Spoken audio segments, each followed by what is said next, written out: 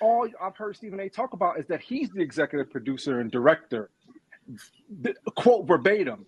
You shouldn't have to talk about something that you don't want to talk about, regardless of what it is, even if it is a top breaking story on First Take. If it was me, now I can't speak for LeBron. I say if it was me, I would be more annoyed that you're doing that. You did all that, and then on top of, you know what I'm saying, on top of everything else, when you try to exude this boss power, you tell people how I make everything run at First Take and this and this and this, and you're not even a boss, man.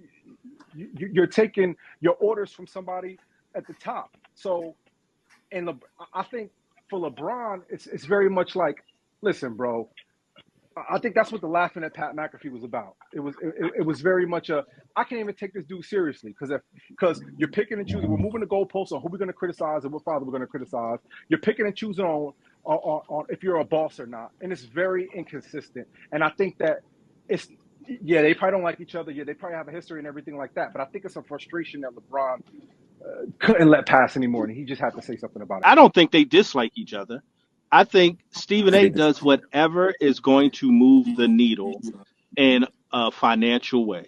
Coach, I would have agreed with you up until today, seeing a video of a game last year. I believe it was the Boston Laker game, and LeBron came up. It was Stephen A.Smith. It was the cat who used to KD's old guy, Dave Myers. Yep. Dave Myers.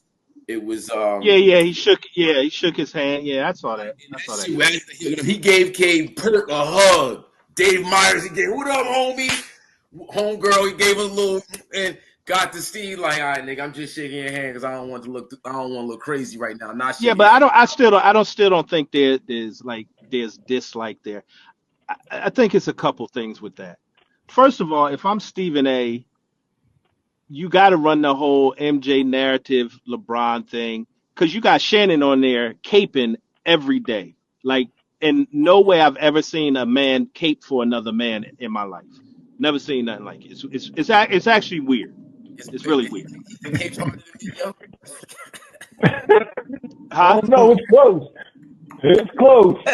You know, so I get it from that shit. I believe that one alone. That was like a loaded gun. I didn't hear you. Go James, nigga. I didn't hear you. Nigga. That was funny. So I think that's part of it, and the whole shtick between them two on the GOAT thing. It never moved the needle. This truly moved the needle in a way that argument never could. Oh wow. It really has. And it comes on the heels of signing a $100 million contract. So when you sign a $100 million contract, you gotta make that money. Yeah.